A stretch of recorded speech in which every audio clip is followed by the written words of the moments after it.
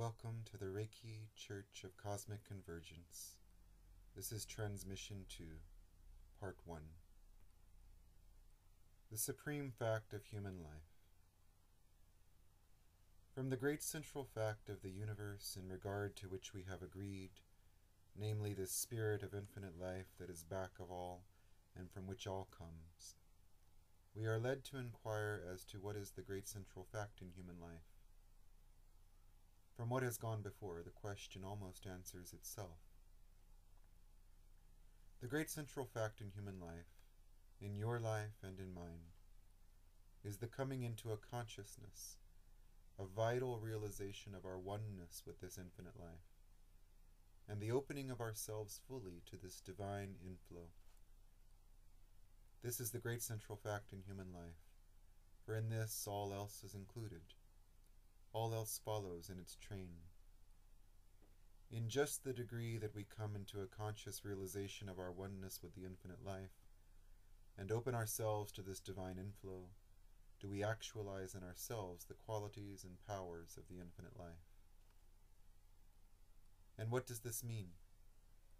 It means simply this, that we are recognizing our true identity, that we are bringing our lives into harmony with the same great laws and forces, and so opening ourselves to the same great inspirations, as have all the prophets, seers, sages, and saviors in the world's history, all people of truly great and mighty power.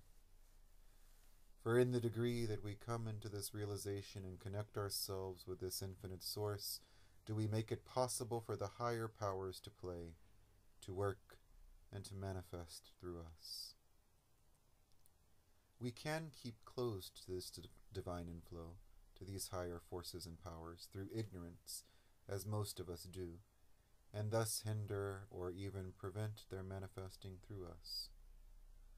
Or we can intentionally close ourselves to their operations, and thus deprive ourselves of the powers to which, by the very nature of our being, we are rightful heirs. On the other hand, we can come into so vital a realization of the oneness of our real selves with this infinite life, and can open ourselves so fully to the incoming of this divine inflow, and so to the operation of these higher forces, inspirations, and powers, that we can indeed and in truth become what we may well term God people. And what is a God person? One in whom the powers of God are manifesting, though yet a person. No one can set limitations to a man or a woman of this type, for the only limitations he or she can have are those set by the self. Ignorance is the most potent factor in setting limitations to the majority of humankind, and so the great majority of people continue to live their little dwarfed and stunted lives simply by virtue of the fact that they do not realize the larger life to which they are heirs. They have never as yet come into a knowledge of the real identity of their true selves. Mankind has not yet realized that the real self is one with the life of God. Through its ignorance, it has never yet opened itself to the divine inflow, and so has never made itself a channel through which the infinite powers and forces can manifest. When we know ourselves merely as humans, we live accordingly and have merely the powers of humans. When we come into the realization of the fact that we are God people, then again we live accordingly and have the powers of God people. In the degree that we open ourselves to this divine inflow, are we changed from mere men, mere humans, into God humans. A friend has a beautiful lotus pond, a natural basin on his estate. His farm, as he always calls it, is supplied with water from a reservoir in the foothills some distance away. A gate regulates the flow of the water from the main that conducts it from the reservoir to the pond. It is a spot of transcendent beauty. There, through the days of the perfect summer weather, the lotus flowers lie full-blown upon the surface of the clear, transparent water. The June roses and other wildflowers are continually blooming upon its banks. The birds come here to drink and to bathe, and from early until late one can hear the melody of their song. The bees are continually at work in this garden of wildflowers.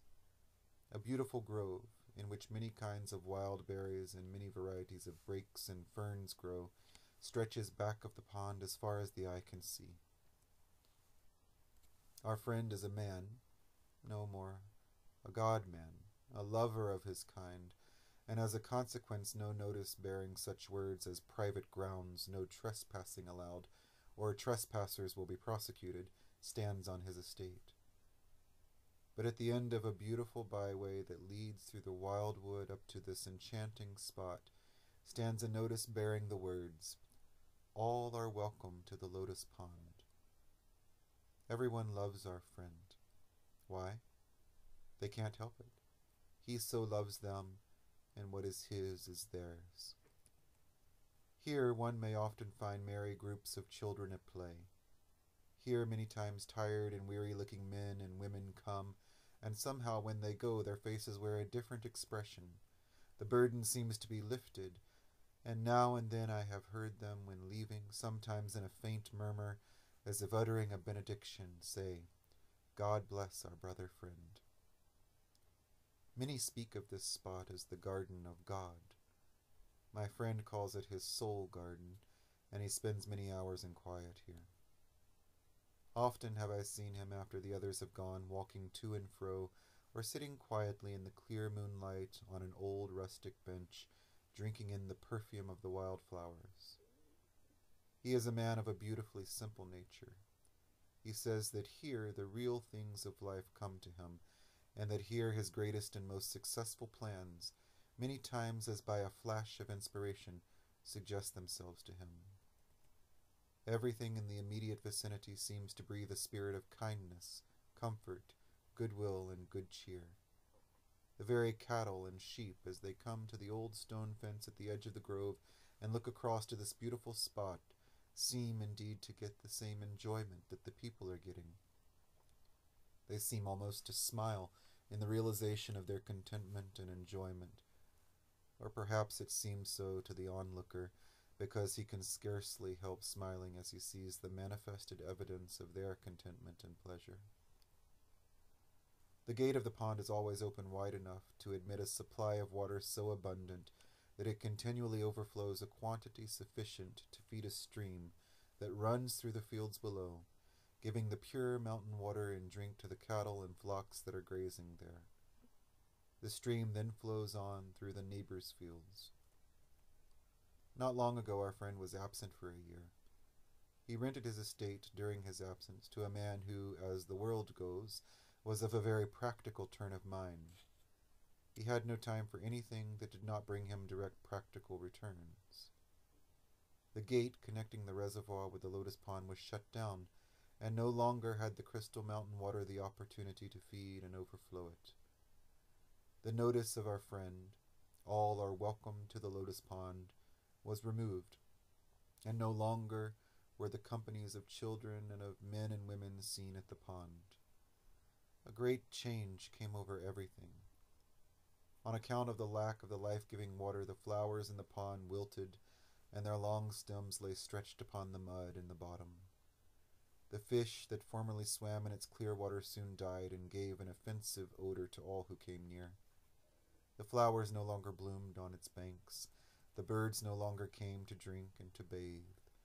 No longer was heard the hum of the bees, and more, the stream that ran through the fields below dried up, so that the cattle and the flocks no longer got their supply of clear mountain water.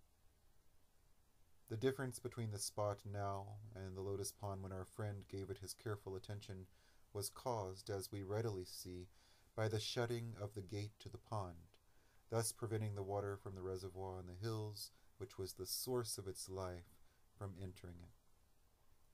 And when this, the source of its life, was shut off, not only was the appearance of the lotus pond entirely changed, but the surrounding fields were deprived of the stream to whose banks the flocks and cattle came for drink. In this do we not see a complete parallel so far as human life is concerned?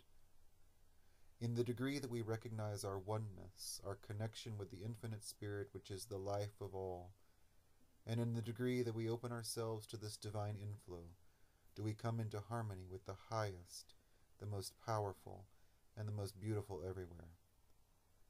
And in the degree that we do this, do we overflow, so that all who come in contact with us receive the effects of this realization on our part. This is the lotus pond of our friend, he who is in love with all that is truest and best in the universe. And in the degree that we fail to recognize our oneness with this infinite source, and so shut ourselves to this divine inflow, do we come into that state where there seems to be with us nothing of good, nothing of beauty, nothing of power. And when this is true, those who come in contact with us receive not good, but harm. This is the spot of the lotus pond while the farm was in the hands of a renter. There is this difference between the lotus pond and your life and mine. It has no power in itself of opening the gate to the inflow of the water from the reservoir, which is its source. In regard to this, it is helpless and dependent upon an outside agency.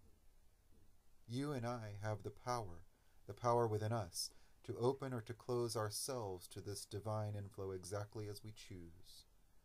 This we have through the power of mind, through the operation of thought. This is the end of part 1.